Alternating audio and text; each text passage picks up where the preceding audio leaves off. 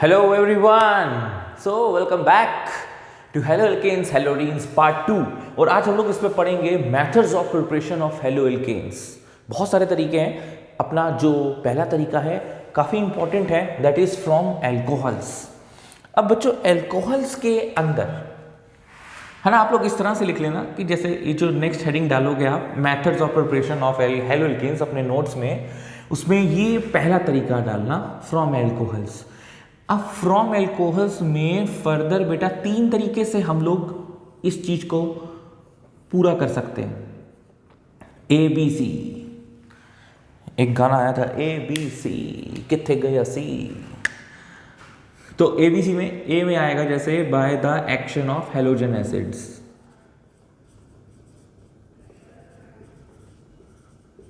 Halogen acid समझते हैं ना आप लोग क्या होता है? हेलोजन एसिड्स मतलब HCl, HBr, HI, तो उसको HX से लिख सकते हैं। दूसरा मेथड हो सकता है bye the action of phosphorus halides. Phosphorus halides में जैसे PCl3, PCl5। और तीसरा है bye the action of thionyl chloride. Thionyl chloride की काफ़ी विशेषता है भैया, जब आएगा तो पढ़ेंगे। वैसे थायोनिल क्लोराइड को SOCl2 कहते हैं। ठीक है, तो बच्चों ये तीन तरीके हैं जिससे हम लोग हेलो एल्केन को बनाने वाले हैं यूजिंग एल्कोहल्स। तो सबसे पहले अच्छे बच्चों की तरह, राजा बाबू की तरह फर्स्ट ए हेडिंग डाल दो। फर्स्ट ए हेडिंग का मतलब क्या होगा कि you are going to prepare the haloalkane from alcohols by the action of halogen acids। ठीक है,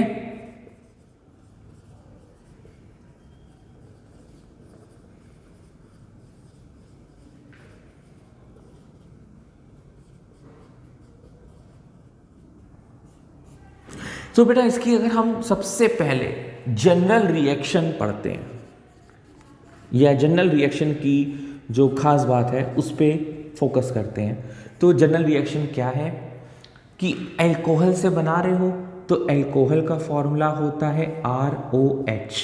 this is the general formula for alcohol.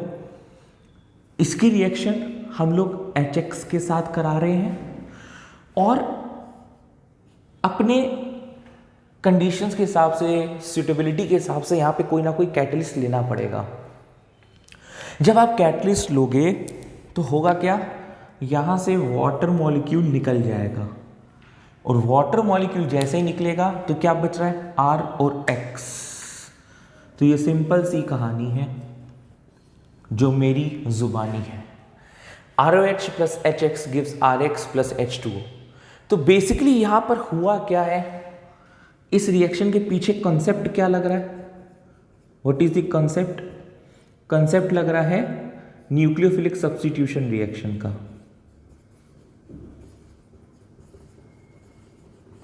अब ये क्या बला होती है? ये बला होती है बस नाम से समझो यार। न्यूक्लियोफिलिक सब्स्टिट्यूशन का मतलब क्या है कि एक न्यूक्लियोफाइल, देखो बेटा HX में X माइनस छुपा हुआ है और जिसके ऊपर भी माइनस साइनस होता है या लोन पेयर होता है वो एक न्यूक्लियोफाइल होता है। इधर OH माइनस है जो कि निकलने वाला है, यहाँ से OH माइनस निकल रहा है और X माइनस आ रहा है, तो एक न्यूक्लियोफाइल ने दूसरे न्यूक्लियोफाइल को क्या कर दिया है, सब्स्टिट्यूट कर दिया है। तो इस रिएक्शन का नाम क्या हो जाएगा, न्यूक्लियोफिलिक सब्स्टिट्यूशन रिएक्शन।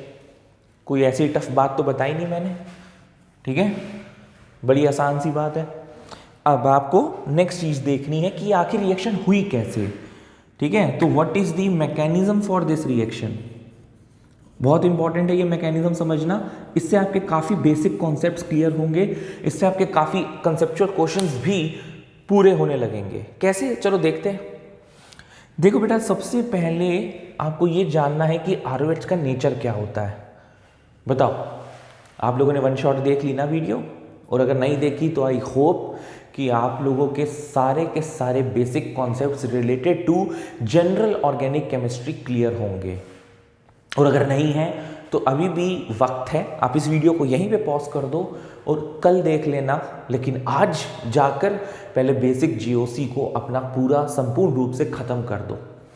अब मैकेनिज्म में अगर हम आते हैं तो बच्चे, हमारा जो ROH होता है, यानी कि जो अल्कोहल होता है, वो एक न्यूक्लियोफाइल होता है क्योंकि इसके पास लोन पेयर है। तो न्यूक्लियोफाइल हमेशा किससे प्यार करेगा? HX में से सबसे पहले वो क्या सोचेगा कि मैं किसको पसंद करूं, H+ को कि X- को? भाई यहाँ पे HX है ना, तो X के ऊपर पार्शियल नेगेटिव साइन होता है, पोलैरिटी डिफरेंस है, ये तो पता ही होगा यार। ये मोर इलेक्ट्रोनेगेटिव है तो माइनस है, ये पॉजिटिव है। अगर पॉजिटिव है तो ये वाली चीज़ इलेक्ट्रोफाइल है, नेगेटिव है तो ये वाली चीज़ न्यूक्लियोफाइल है। तो वो हमेशा न्यूक्लियोफाइल क्या पसंद करेगा? इलेक्ट्रोफाइल का अटैक। तो यहाँ से वो पहले कहेगा H+ को, बेटा मुन्ना आ मेरे पास, शक्ति कपूर की तरह आओ ललिता। तो ROH इस H+ से अटैक करेगा, अटैक कर दिया। अब अटैक करने के बाद देखो आपको क्या मिलने वाला है, आपको मिलने वाला है RO के ऊपर पॉजिटिव, क्योंकि ये वाला जो लोन पेयर है वो इस H+ के साथ बॉन्ड बनाने में बिजी हो गया। इसका लोन पेयर गया तो यहाँ पॉजिटिव साइन आएगा, ये lone pair as it is लिख देंगे। इस O के साथ जो एक हाइड्रोजन है वो यहाँ पर लिखा रहेगा, एक हाइड्रोजन और आ गया तो ये हाइड्रोजन यहाँ लिख दिया। आई डोंट थिंक कि आपको कोई दिक्कत हुई, बिल्कुल स्टेप बाय स्टेप आराम से बताया। बेटा ये तुम्हारा एल्कोहल था, लेकिन यहाँ पर ये क्या बन गया? Protonated alcohol.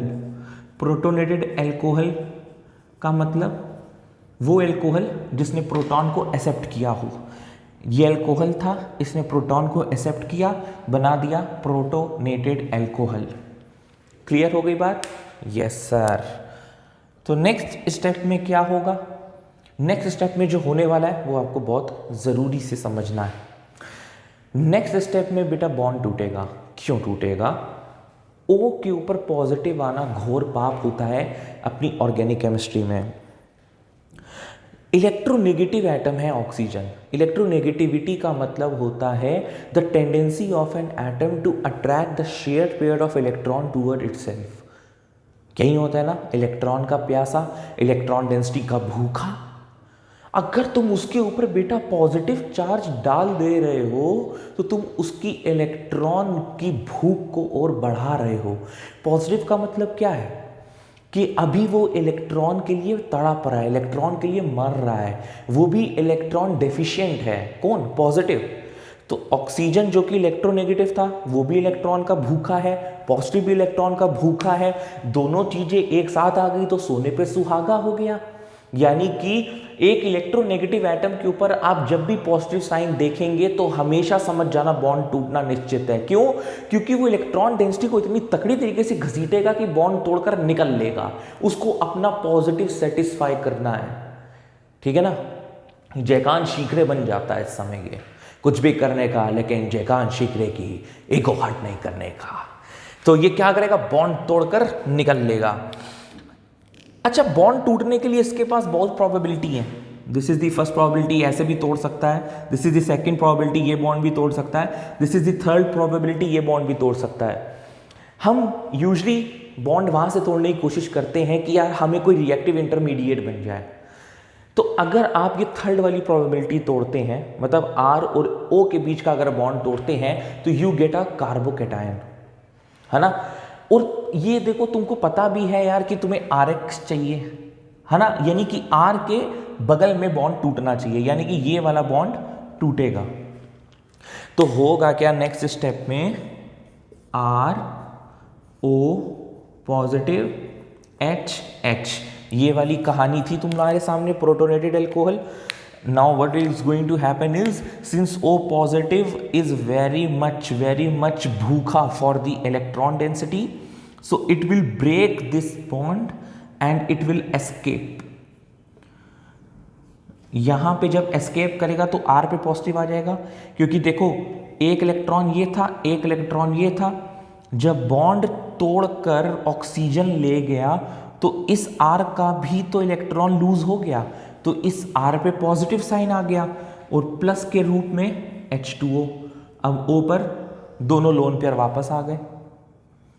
ठीक है, इसने अपना तो काम खत्म कर लिया, अपनी भूख शांत कर दी और हमें एक नई चीज दे दी। इसको क्या बोलते हैं? Reactive intermediate which is known as carbocation.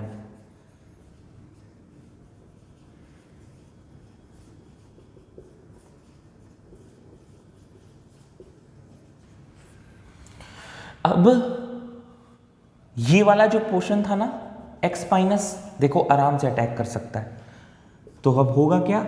R plus x minus gives RX। खत्म। इस चीज को आप इसी स्टेप में भी दिखा सकते थे, मैंने अलग से दिखा दिया, आप इस स्टेप में भी दिखा सकते हो। कैसे? ये X माइनस है, ये इस पे अटैक करेगा तो RX बन जाएगा प्लस H2O हो जाएगा। मैंने जानबूझ के एक स्टेप इंक्रीज कर दिया ताकि आपको अच्छे से क्लियर हो जाए, वरना आप इसी स्टेप में भी दिखा सकते थे, कोई दिक्कत वाली बात नहीं। तो मैकेनिज्म समझ गए? एक बार फिर से क्विक रिवीजन हो जाए। एल्कोहल एक न्यूक्लियोफाइल है, तो न्यूक्लियोफाइल हमेशा इलेक्ट्रोफाइल को ढूंढेगा। न्यूक्लियोफाइल ने इलेक्ट्रोफाइल यानी कि H+ पे अटैक किया, प्रोटोनेटेड अल्कोहल बनाया। प्रोटोनेटेड अल्कोहल में एक चीज़ दिक्कत वाली बात यह है कि इलेक्ट्रोनेगेटिव एटम के ऊपर पॉजिटिव चार्ज आ गया है। इलेक्ट्रोनेगेटिव एटम के ऊपर अगर पॉजिटिव चार्ज आ जाता है तो वो चीज़ हाईली अनस्टेबल हो जाती है, बॉन्ड टूटना निश्चित है। बॉन्ड टूटने के 3 रास्ते थे, 1 2 3, लेकिन हम कोशिश करेंगे कि कुछ ऐसी चीज़ टूटे जिससे हमें फ़ायदा हो, जैसे रिएक्टिव इंटरमीडिएट मिले। अगर आप 1 और 2 टूटते हैं तो कुछ रिएक्टिव इंटरमीडिएट नहीं मिलेगा। साथ में एक दिमाग में हमारे बीच में कोने में ये भी दौड़ रहा है कि RX को बनाना है, तो RX तभी संभव है ना जब तीसरा वाला बॉन्ड टूटेगा, ये वाला। तो इसीलिए हमने क्या किया, नेक्स्ट स्टेप में आपको ये दिखाया कि R और O के बीच का बॉन्ड तोड़कर निकल रहा है, और ये पूरा का पूरा बॉन्ड कौन ले जा रहा है? ऑक्सीजन, यानी कि water molecule is the leaving group. Water molecule यहाँ पे निकल रहा है और R पॉजिटिव यानी कि रिएक्टिव इंटरमीडिएट कार्बोकैटायन फॉर्म हो रहा है। तो अब चाहो तो इस चीज़ को अलग अलग स्टेप में दिखा दो कि R प्लस और X माइनस आपस में मिलकर RX बना रहे हैं, या इसको इसी स्टेप में दिखा दो कि X माइनस ने R पर अटैक किया और ये फर्दर अटैक करके RX बना रहा है। ये बेसिकली क्यों मैं 2 प्रोबेबिलिटीज़ बता रहा हूँ, उसके पीछे लॉजिक है SN2 और SN1 का। जानने के लिए धारावाहिक ये सीरीज देखते रहिएगा, आपको जल्द ही मिलेगी SN2 और SN1 की रिएक्शन। टिल देन आप लोग इसको नोट करो, क्योंकि मुझे जगह चाहिए बोर्ड को साफ करके आपको इसी के आगे कंसेप्ट को कंटिन्यू करना है। अभी ये वाला पार्ट खत्म नहीं हुआ है, तो पहले आप इतना सा पार्ट को कॉपी करो। तो बच्चों अब आगे चलते हैं। इसी रिएक्शन के अंदर हम लोग एग्जाम्पल पढ़ते हैं, ठीक है? एग्जाम्पल देखोगे आप लोग? अच्छा, एग्जाम्पल लिखने से पहले एक प्यारा सा छोटा सा नन्हा सा रेड या ग्रीन कलर से अपने नोट्स में नोट लिखना। नोट बेटा बड़ा खास है। इसमें पहली बात है order of reactivity of alcohol. हम लोगों के रिएक्टेंट्स में क्या क्या चीजें थी? अभी जो हमने रिएक्शन ली उसमें रिएक्टेंट्स में क्या क्या चीजें थी? एक एल्कोहल था और एक आपका HX था। तो हम एग्जाम्पल जब लिखने वाले हैं तो भाई हम ऐसा कौन सा एग्जाम्पल लें, ऐसा कौन सा एल्कोहल लें जो सबसे फास्ट रिएक्शन दिखाए।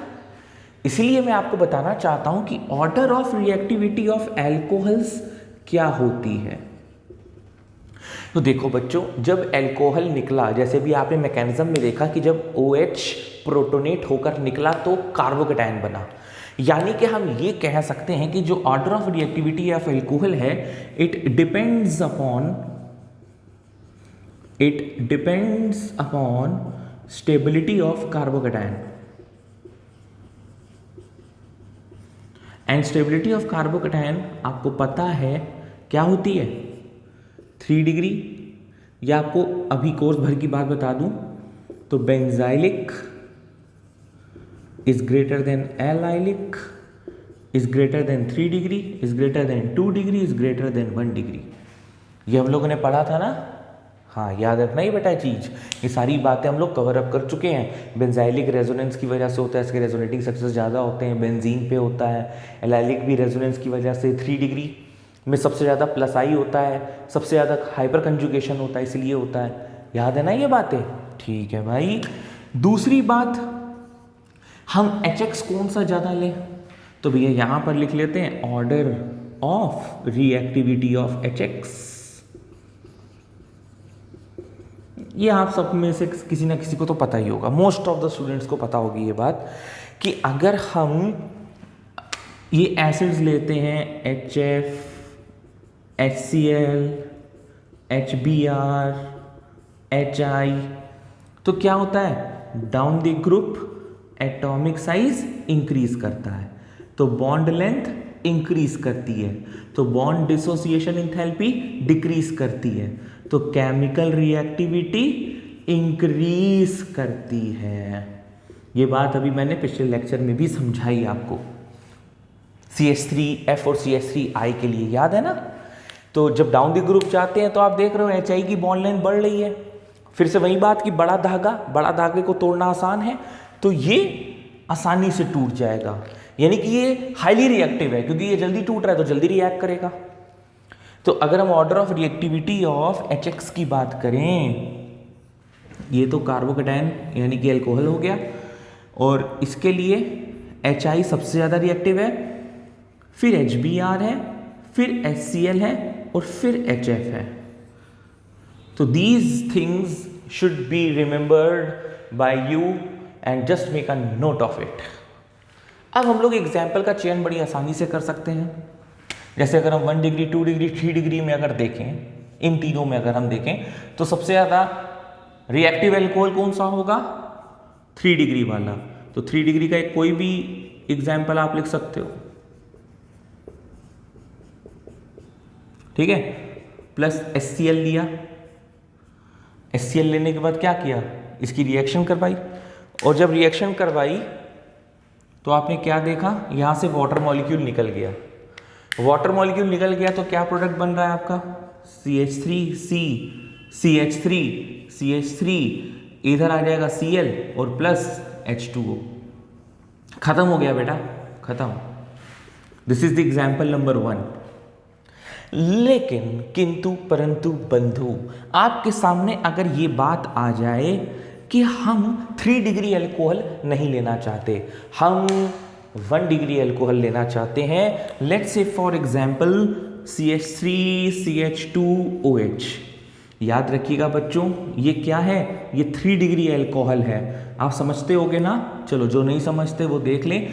OH जिस कार्बन से जुड़ा है वो अल्फा कार्बन होता है।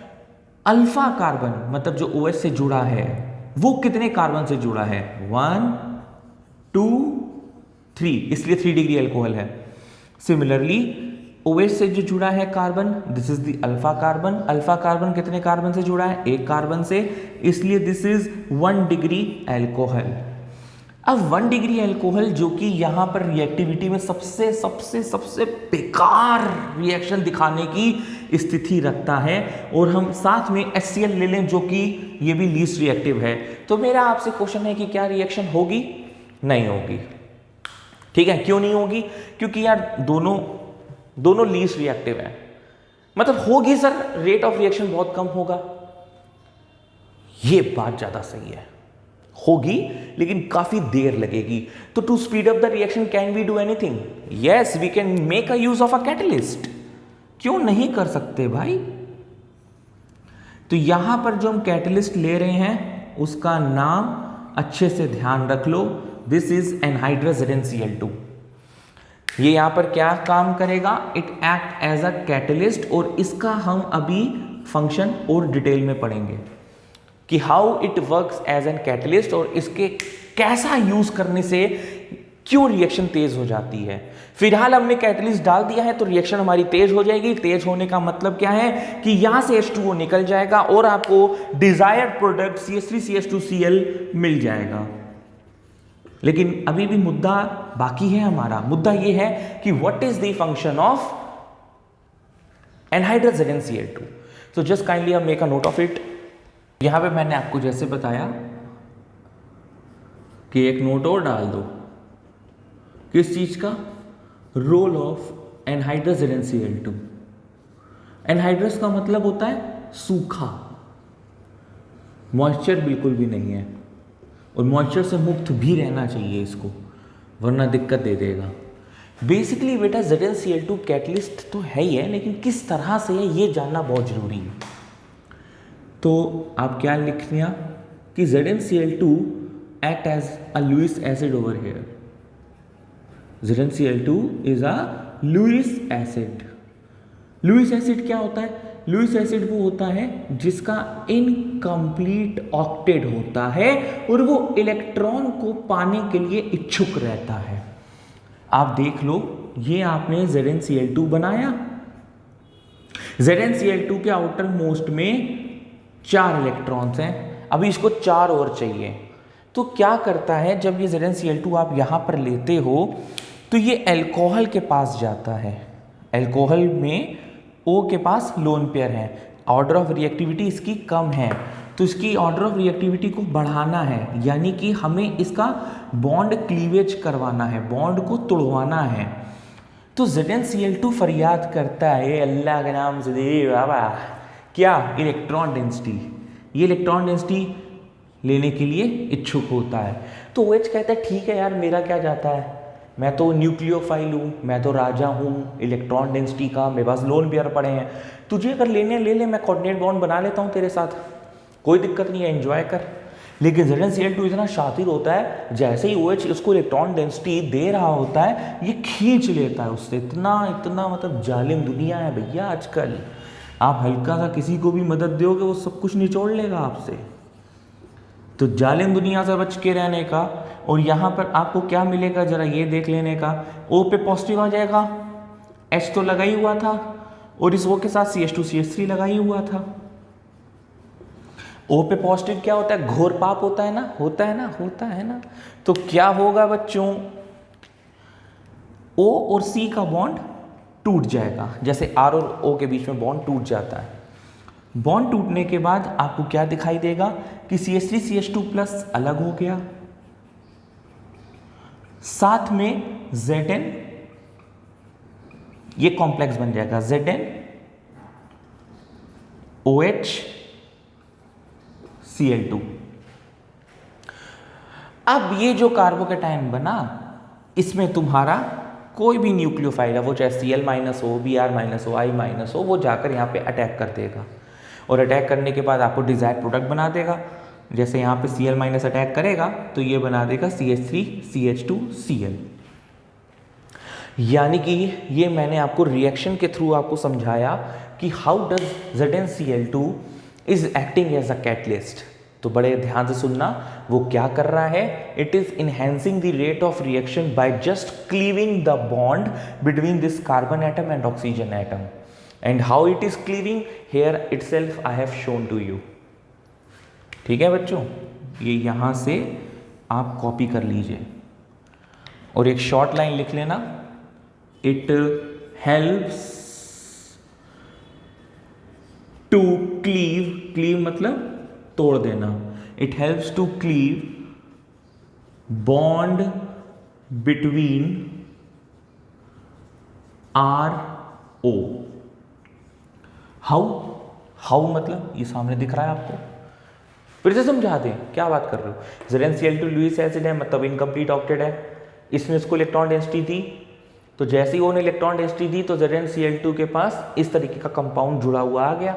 O पे पॉजिटिव क्यों आया, क्योंकि इसने ही तो इलेक्ट्रॉन डेंसिटी दी थी, और O पे पॉजिटिव घोर पाप होता है, अभी मैं समझा कर आ रहा हूँ। तो बॉन्ड टूटना निश्चित है। बॉन्ड कैसे टूटेगा कि कार्बोकेटायन मिले, तो ये बॉन्ड टूटकर CH3CH2+ बना देगा, और साथ में जो बाई प्रोडक्ट बनेगा वो ये रहा। अब CH3CH2Cl- अटैक कर देगा, CH3CH2Cl हो जाएगा। यहां से आपका कैटलिस्ट फिर से रीजनरेट हो जाएगा। इसमें आप H+ डालोगे, H2 अलग हो जाएगा, ZnCl2 अलग हो जाएगा। इसमें अगर आप H+ डालोगे, H2 अलग हो जाएगा, ZnCl2 अलग हो जाएगा, कैटलिस्ट फिर से रीजनरेट हो जाएगा। कैटलिस्ट को आप फिर यूज कर सकते हैं। क्लियर है ना? ठीक है, तो यहां से आपको एक बात निश्चित रूप से पता हो जानी चाहिए कि अगर आप 1 डिग्री अल्कोहल लेते हैं तो आपको कैटलिस्ट की जरूरत पड़ेगी। अगर आप 2 डिग्री अल्कोहल लेते हैं जिसकी रिएक्टिविटी थोड़ी सी ही ज़्यादा है, उसमें भी आपको एनहाइड्रस ZnCl2 की जरूरत पड़ेगी। लेकिन अगर आप 3 डिग्री अल्कोहल लेते हैं तो देखो बच्चों, यहाँ पे आपको किसी भी कैटलिस्ट की जरूरत नहीं पड़ रही है। क्यों नहीं पड़ रही है? क्योंकि ये हाईली रिएक्टिव है, ये बहुत आसानी से रिएक्शन दिखा देगा।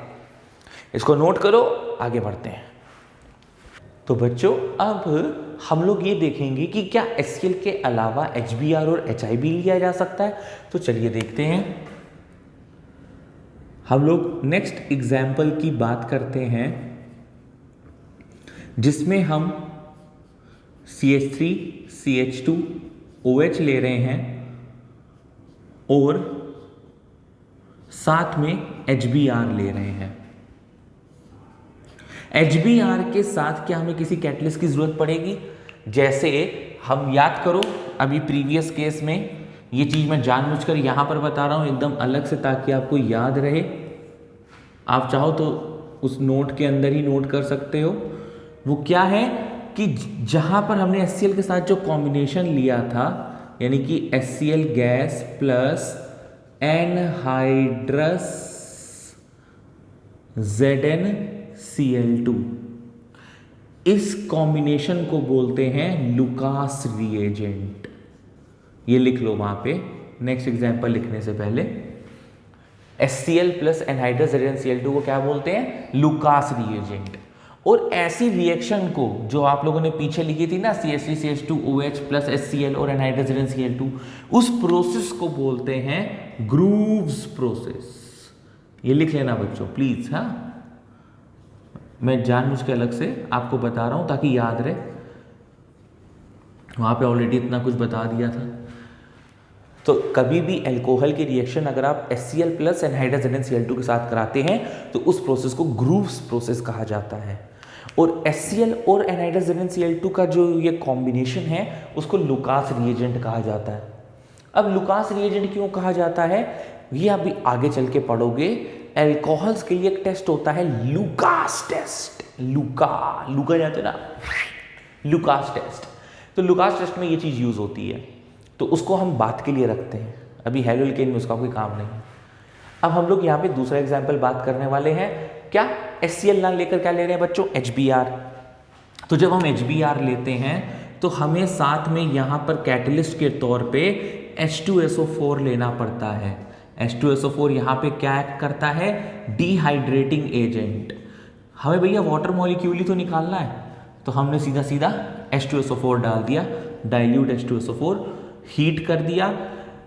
अगर इससे भी काम ना बने, वैसे नहीं बनता, मैं आपको बता दे रहा हूं, तो हम लोग यहाँ पे क्या करते हैं? हम लोग यहाँ पे रिफ्लक्सिंग करते हैं।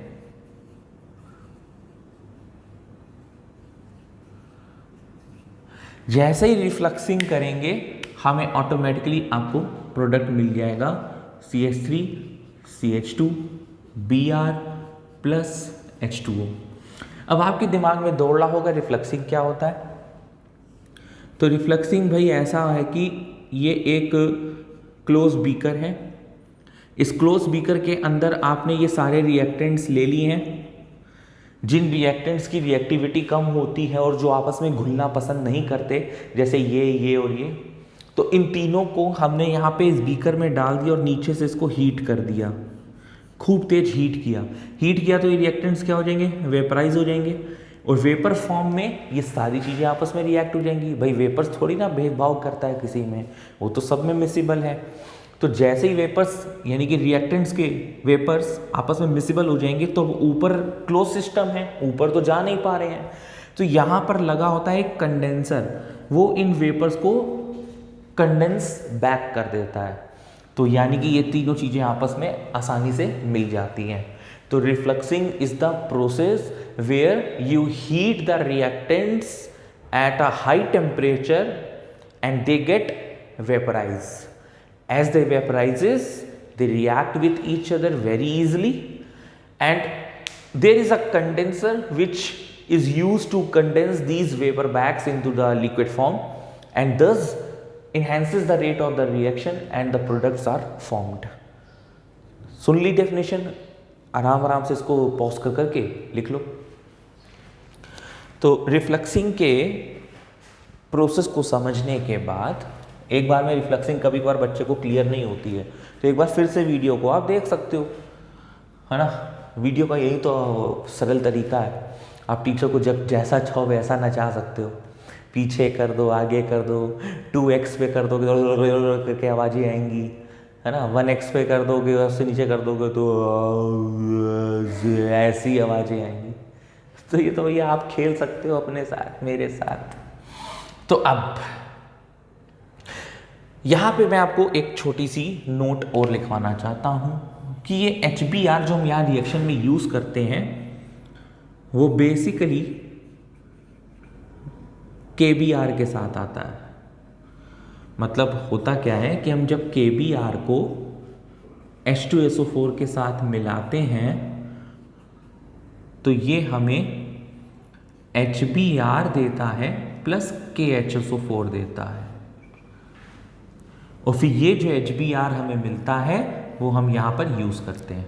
ठीक है, तो आप एज अ होल रिएक्शन ये भी लिख सकते हो CH3CH2OH plus KBr plus H2SO4 gives this product, this product, this product.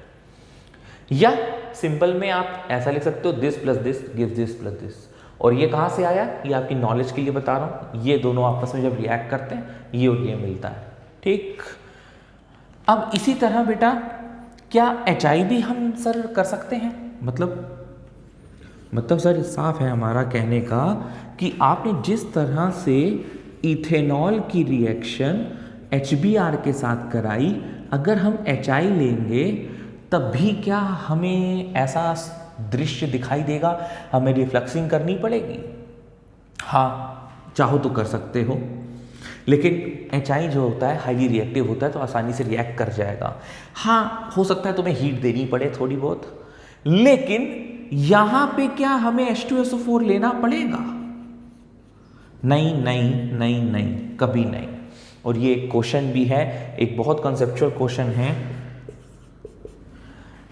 क्या है? Why H2SO4 is not used on preparing iodoalkane,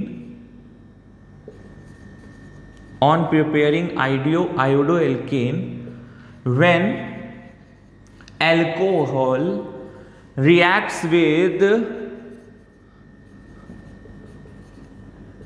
Ki या HI।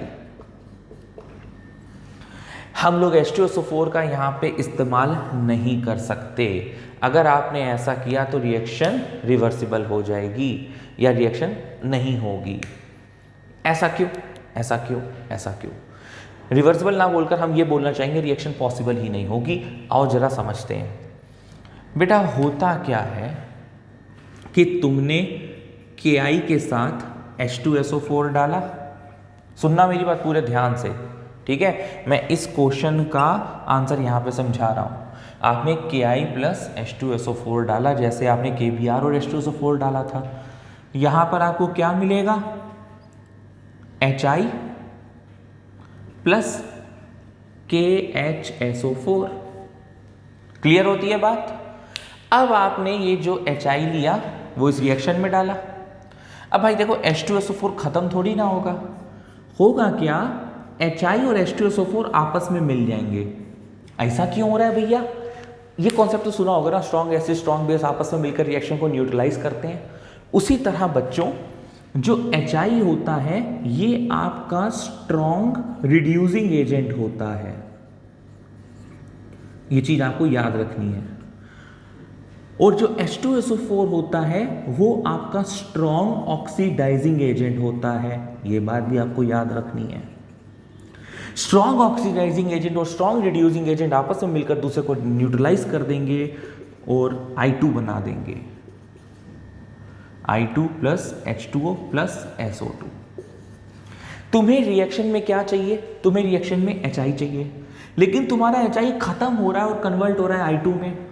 अब अगर तुम्हारा HI खत्म हो जाएगा तो बेटा रिएक्शन किसके साथ कराओगे? समझ गए ना मेरी बात? भाई ध्यान से समझो मैं क्या कह रहा हूं। ये ऊपर नोट कर लिया होगा ना तुम लोगों ने।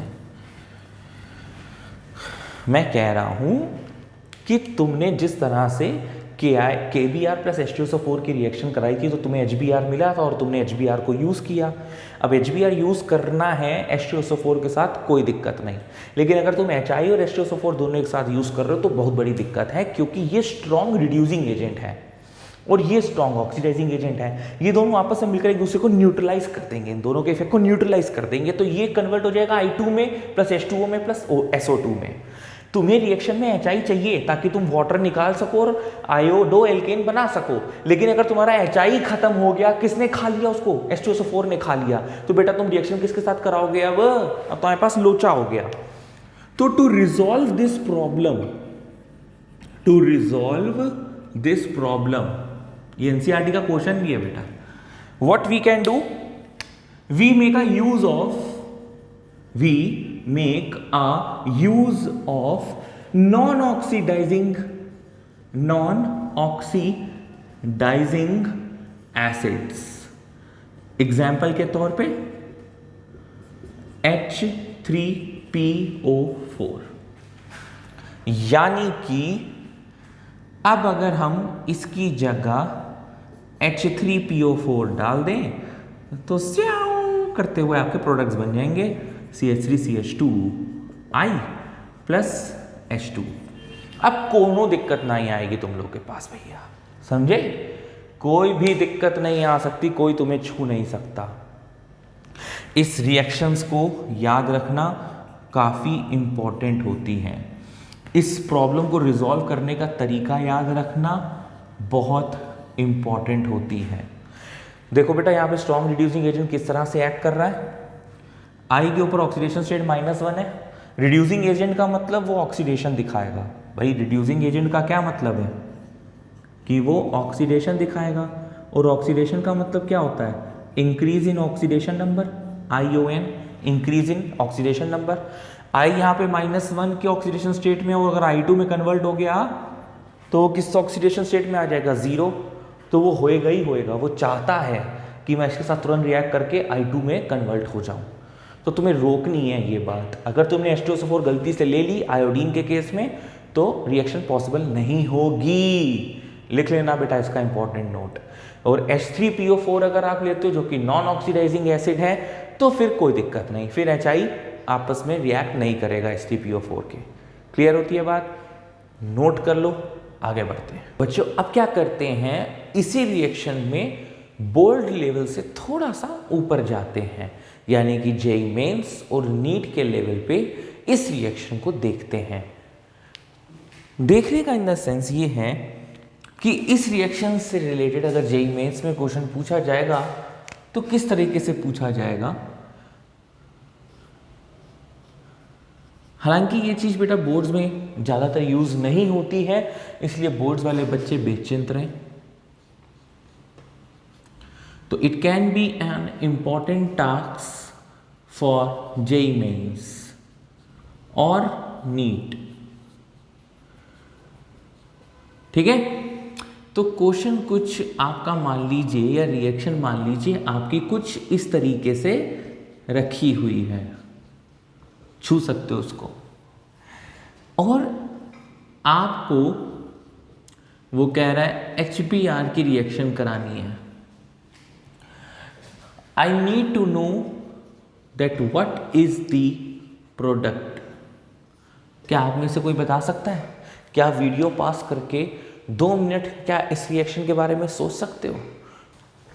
तो सोच लिया तुम लोगों ने क्या मिलेगा प्रोडक्ट? ठीक है, चलिए अब हम बताते हैं कि क्या आपका जो एक्सपेक्टेशन है वो मैच कर रहा है कि नहीं।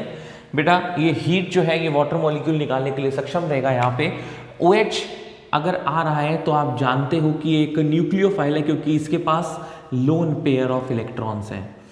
HBr में से Br पे पार्शियल नेगेटिव है और इस पे पार्शियल पॉजिटिव है। न्यूक्लियोफाइल इन दोनों में से पहला अटैक किसका पसंद करेगा?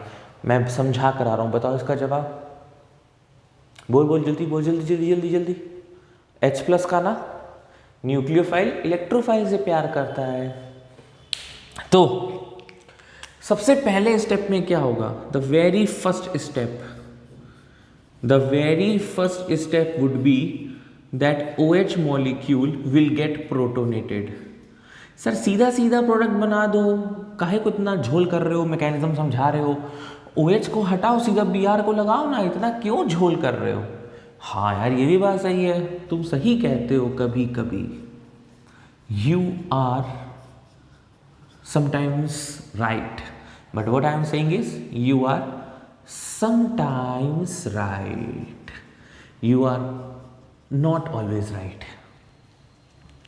ये जो बनेगा तुम्हारा माइनर बनेगा। अब इसके पीछे का लॉजिक ही तो बताने के लिए ये काम कर रहा हूं मैं। क्यों, जरा सोचो और समझो और परखो।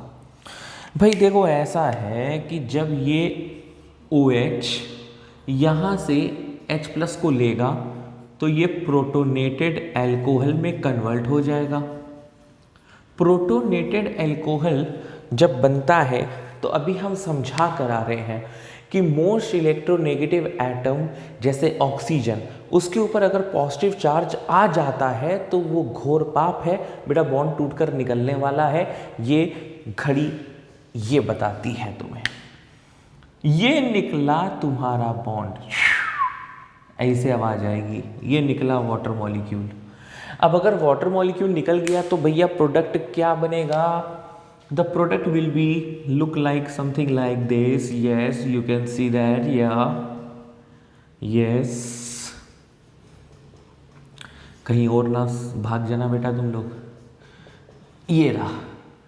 अब देखो ये कौन सी डिग्री कार्बोकैटायन है। अगर मैं तुमसे पूछूं ये जो C पर पॉजिटिव है ये कितनी डिग्री है, तो आपको बस इतना बताना है कि ये कितने कार्बन से जुड़ा है, एक इधर एक इधर, यानी कि 2 डिग्री। 2 डिग्री कार्बोकैटायन है, ओके। और अब हम इस पॉजिटिव चार्ज पे सर फटाक से Br- का अटैक करके ये प्रोडक्ट बना देंगे, but this will not be the major product. What going to happen is that there would be a rearrangement of the carbocation, and it is a very special property you need to know about this thing. What? The rearrangement of carbocation. Why the rearrangement of carbocation has been done? So as to gain more stability. Carbocation क्या है, बड़ा ही लिच्चड़ आदमी है, positive charge है ना यार, तो वो हमेशा इलेक्ट्रॉन के लिए भागता रहता है, हमेशा स्टेबिलिटी के लिए भागता रहता है। और ये खास बात सिर्फ कार्बोकैटायन के अंदर है। ये 2 डिग्री कार्बोकैटायन है, ये सोचता है अगर मैं अपना पॉजिटिव यहां से यहां शिफ्ट कर दूं, शिफ्ट, ठीक है, अगर मैं शिफ्ट कर दूंगा तो क्या मेरा भला होगा? क्या मेरा भला होगा? क्या मेरा भला होगा? नहीं। क्यों? क्योंकि 1 डिग्री कार्बोकैटायन बनेगा। लेकिन अगर ये C पॉजिटिव इस कार्बन पे आ जाए तो वो 3 डिग्री कार्बोकैटायन होगा, और 2 डिग्री से ज्यादा स्टेबल 3 डिग्री कार्बोकैटायन होता है, तो इसलिए कार्बोकैटायन शिफ्टिंग करेगा। इस टॉपिक को, एक छोटे से कॉन्सेप्ट को बोलते हैं rearrangement of carbocation, which can be done by hydride shift, methyl shift, phenyl shift. कौन कौन सी शिफ्ट्स? या तो हाइड्रोजन को इधर उधर ला सकते हो, मिथाइल को ला सकते हो, फिनाइल को ला सकते हो। फिलहाल तुम लोगों को इतने ही पढ़ने हैं, बाकी जबरदस्ती का हम आप लोगों को खूब सारे ग्रुप्स नहीं पढ़ाएंगे। जितना काम भर की बात है उतना समझो और निकलते बनो। अब बेटा होगा क्या, अगर तुम चाहते हो कि ये पॉजिटिव उछलकर इस कार्बन एटम पर आए, तो देखो बेटा कार्बन की ये चारों वैलेंसी बिजी हैं, 1 2 3 4। तो क्या होगा, इन 3 मिथाइल में से कोई एक मिथाइल, इन 3 मिथाइल में से कोई एक मिथाइल इधर से इधर शिफ्ट मार जाएगा। इसी चीज को बोलते हैं 1,2 मिथाइल शिफ्ट, और इस कॉन्सेप्ट को बोलते हैं rearrangement of carbocation, which is done just to ensure a more stability of carbocation, nothing else। तो जैसे ही CH3 बेटा इधर आएगा तो देखो क्या होने वाला है, CH3 C CH3 यहां पर पॉजिटिव आ गया, this is CH CH3, CH3। तो अब एक चीज आप लोग गौर करो कि ये जो आपका C पॉजिटिव है, ये जो कार्बोकेटायन है, ये अब आपका 3 डिग्री कार्बोकेटायन है, जो कि पहले से ज़्यादा स्टेबल है। यानी कि जो हमने शिफ्ट किया, जो हमने रीअरेंजमेंट किया, वो हमारा सक्सेसफुल है, कामयाब है। तो हम आगे बढ़ते रहेंगे, आंखें बंद करो और आगे बढ़ते रहो। आगे बढ़ने का इन द सेंस क्या है कि जो वो Br माइनस है अब जाकर यहाँ पर अटैक करेगा और तुम्हारा ये प्रोडक्ट निकल कर आएगा, ये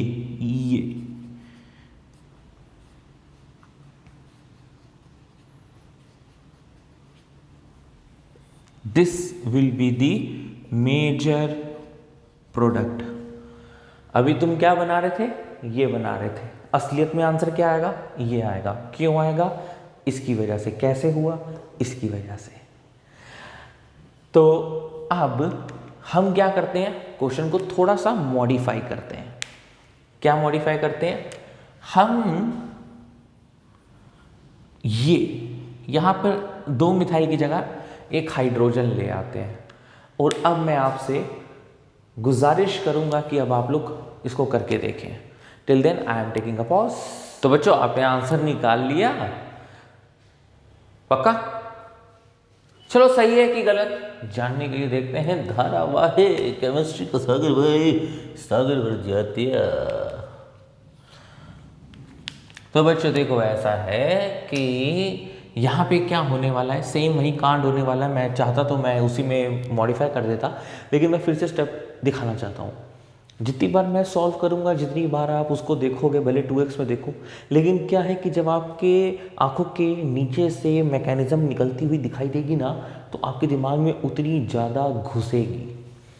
What I mean to say is that when this OH will get H+, it will get protonated, and what we are getting is shown below.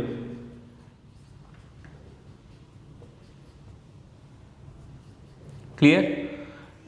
जैसे हमने पहले में किया कि जो प्रोटोनेटेड अल्कोहल बन गया, ये टूट गया, यानी कि H2O बाहर निकल गया, O के पास दोनों लोन पेयर आ गए और इस कार्बन पे पॉजिटिव चार्ज आ गया। अब क्या ये रीअरेंज होगा कि नहीं होगा, और होगा तो उसका तरीका क्या होगा, और आखिर ऐसा क्या डिफरेंस आ गया जो आपने कहा ये क्वेश्चन आप लोग करो। तो देखो बेटा, जब भी हाइड्रोजन और मिथाइल में से शिफ्ट की बारी आएगी, जब भी हाइड्रोजन और मिथाइल में से शिफ्ट की बारी आएगी, कंपटीशन होगा, तो you will prefer to do hydride shift. Simple logic है, अगर तुम मिथाइल शिफ्ट कर दोगे तो स्टेबिलिटी ऑफ कार्बोकेटायन घट जाएगी ना। अभी यहाँ पे शिफ्ट करते हो, अभी देखो ये 2 डिग्री है, ठीक है, तुम ये पॉजिटिव को इस साइड शिफ्ट करना चाहते हो ताकि वो 1 2 3 डिग्री में कन्वर्ट हो जाए। अब अगर तुमने हाइड्रोजन और मिथाइल में से कंपटीशन किया और गलती से तुमने मिथाइल शिफ्ट कर दिया, क्योंकि सर आपने सिखाया था पिछले क्वेश्चन में, अरे भाई तो थोड़ा दिमाग लगा लो यार, कि अगर तुम मिथाइल शिफ्ट कर दोगे, इस साइड शिफ्ट कर दोगे, तो यहाँ पे फिर से वो 2 डिग्री कार्बोकेटायन बनाएगा। तो फायदा क्या हुआ तुम्हारा शिफ्ट करने का बच्चे? हम लोग शिफ्ट क्यों कर रहे हैं? हम लोग शिफ्ट इसलिए कर रहे हैं ताकि रीअरेंजमेंट ऑफ कार्बोकेटायन से हमें लाभ हो, वो और ज़्यादा स्टेबल बने। तो बेटा क्या होगा यहाँ पे, अगर हम इसको 1 कार्बन मान लें, हमेशा 1 कार्बन उसको ले लो जिस पर पॉजिटिव है, और दूसरा कार्बन क्या हो गया, जहाँ से शिफ्ट हो रहा है, इसलिए इसका नाम क्या हो गया 1,2। क्या जाएगा यहाँ से? H- जाएगा, और H- को क्या लिखते हैं? हाइड्राइड शिफ्ट लिखते हैं। तो 1,2 हाइड्राइड शिफ्ट यहाँ पर होगा बच्चों, और what you will get is written over here. अब ये हाइड्रोजन कूद के इस कार्बन के पास आएगा, तो CH का क्या हो जाएगा? CH2, और ये CH3। अब Br- यहाँ पे अटैक कर जाएगा, और ये आपका फाइनल प्रोडक्ट मिलेगा। बोलो, आई बात समझ में? एंड आई होप आ गई होगी। एक और क्वेश्चन बच्चों लेकर चलते हैं, जो कि नीट और जेईई मेंस के हिसाब से काफ़ी इम्पॉर्टेंट है, काफ़ी पूछा जाता है। चलिए देखते हैं वो क्या है। वो क्वेश्चन होता है रिंग एक्सपेंशन पे, और रिंग एक्सपेंशन भी एक तरीके का आप कह सकते हो कि वो रीअरेंजमेंट भी होता है इसमें कार्बोकेटाइन का, प्लस बेयर स्ट्रेन थ्योरी होती है एक,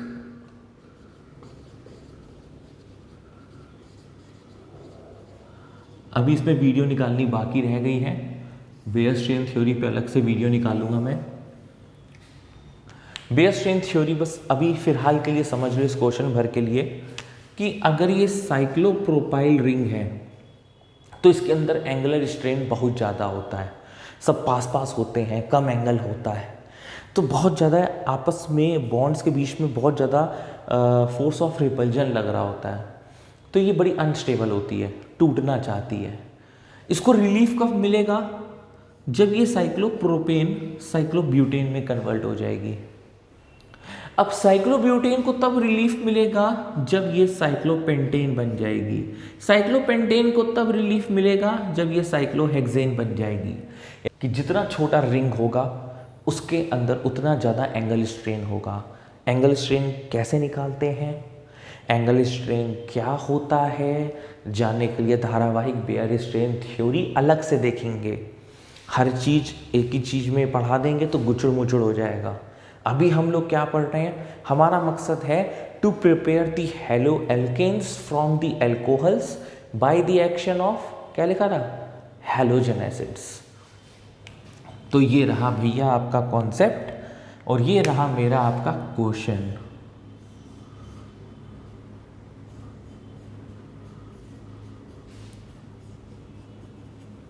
बहुत प्यारा सा क्वेश्चन है ये, नीट जेईई मेंस के हिसाब से काफ़ी इंपॉर्टेंट है। मैं ये आपको कॉन्सेप्ट सिखा रहा हूँ, ठीक है ना।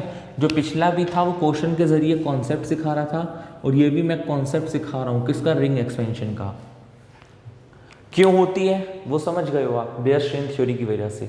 कैसे होती है, हाँ ये देख लो, ये OH है, OH ने H+ पे अटैक मारा, अटैक मारने के बाद आपने क्या देखा कि ये प्रोटोनेट हो गया। अभी हम लोग यही सब सीखते हुए आ रहे हैं। अब जब ये प्रोटोनेट हो गया, ठीक है, प्रोटोनेट होने के बाद वाटर मॉलिक्यूल तुम्हारा निकल गया, निकल जाने दो, बाय बाय करो, टाटा करो। निकलने के बाद हुआ क्या भाई, निकलने के बाद ये हुआ किस कार्बन पे पॉजिटिव चार्ज आ गया। तो एक पॉइंट याद रखोगे मेरे कहने पे, रिंग से जुड़ा हुआ कार्बन पर अगर पॉजिटिव चार्ज आएगा, बोल आएगा, है ही हिम्मत। तो रिंग से जुड़ा हुआ कार्बन पर अगर पॉजिटिव चार्ज आएगा तो रिंग एक्सपेंशन होगा। ये कंडीशन है रिंग एक्सपेंशन की, याद रखिएगा। तो कभी गलती नहीं होगी, वरना अक्सर बच्चे तो इसी मारे भुराए हुए फिरते कि साला पता कैसे चलेगा कि रिंग एक्सपेंशन है कि नहीं है। तो बड़ी इजी सी छोटी सी ट्रिक बताती है कि रिंग के बाहर, रिंग से जस्ट जुड़ा हुआ कार्बन पर अगर पॉजिटिव चार्ज है तो रिंग एक्सपेंशन होगा, ठीक है। तो ये 4 कार्बन एटम है, किस में कन्वर्ट होना चाहेगा, 5 कार्बन एटम की रिंग पे। कैसे होता है जरा बच्चों ये बड़े ध्यान से समझना, बहुत बच्चों को इस पर डाउट होता है। ये रिंग को तुमने ऐसे तोड़ा, आओ, अब जब तुम रिंग को ऐसे तोड़ोगे तो ये जो बॉन्ड बना है, जो कि इन 2 कार्बन है बेसिकली, तो इनके इलेक्ट्रॉन या तो तुम पूरा का पूरा इधर तोड़ दो या तो तुम पूरा का पूरा इधर तोड़ दो। तो हमेशा याद रखना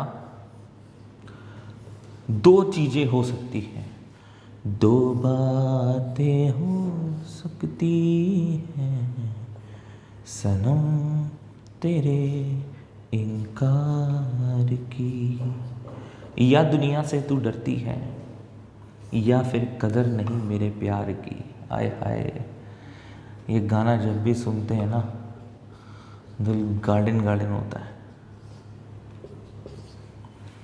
तो ये तो बकवास थी जो बोली मैंने। अब यहाँ पर सुनो, मैं क्या करता हूँ, इस चीज़ को A, इस चीज़ को B मार्क कर देता हूँ। अगर तुम्हारा बॉन्ड टूटकर इधर जाता है तो यहाँ नेगेटिव आएगा, यहाँ पॉजिटिव आएगा। और अगर तुम्हारा बॉन्ड टूट के इधर आता है यानी कि B वाली कंडीशन में, तो बच्चों क्या होगा, यहाँ पर नेगेटिव आएगा, यहाँ पर पॉजिटिव आएगा।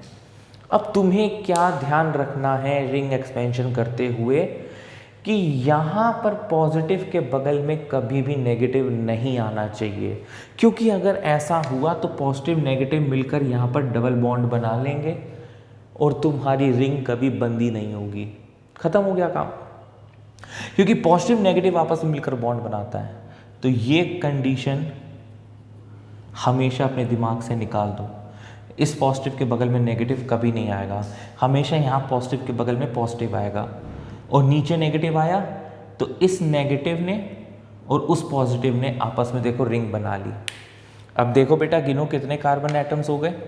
This is 1, this is 2, this is 3, this is 4 and this is the 5th carbon atom. तो 5 कार्बन एटम को इस तरह से हम लोग लिख लेते हैं। अच्छा, जब ये तुमने 1 और 2 को जोड़ा तो यहाँ से नेगेटिव और यहाँ से पॉजिटिव चला गया, इस बात का भी ध्यान रखना। नेगेटिव पॉजिटिव मिलकर आपस में बॉन्ड बनाते हैं, तो जब तुमने बॉन्ड बना दिया तो यहाँ का पॉजिटिव और यहाँ का नेगेटिव बेटा हटा दो। भाई जब बॉन्ड तोड़ा था तो नेगेटिव पॉजिटिव आए थे, फिर जब तुमने नेगेटिव पॉजिटिव को जोड़ दिया बॉन्ड बन गया तो वो फिर गायब भी तो हो जाएंगे ना यार, बस सीधी बात है, इसमें इतना डरना क्या। अब मान लेते हैं ये नंबर 1 है, फिर ये 2 है, ये 3 है, ये 4 है, ये 5 है। देखो कितनी खूबसूरती से 4 कार्बन एटम की रिंग 5 कार्बन एटम में तब्दील हो गई, खूबसूरत से। अब फर्स्ट कार्बन पे CH3 जुड़ा है और दूसरे तीसरे चौथे पांचवें पे पॉजिटिव चार्ज है। तो अब क्या करेंगे बेटा, क्या करेंगे, अटैक करवा देते हैं। किसका अटैक करा दें, Br माइनस का।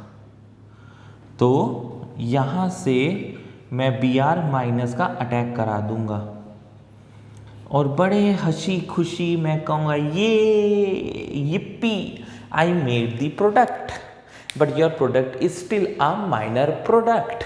Why? Because you have not did the rearrangement of carbocation.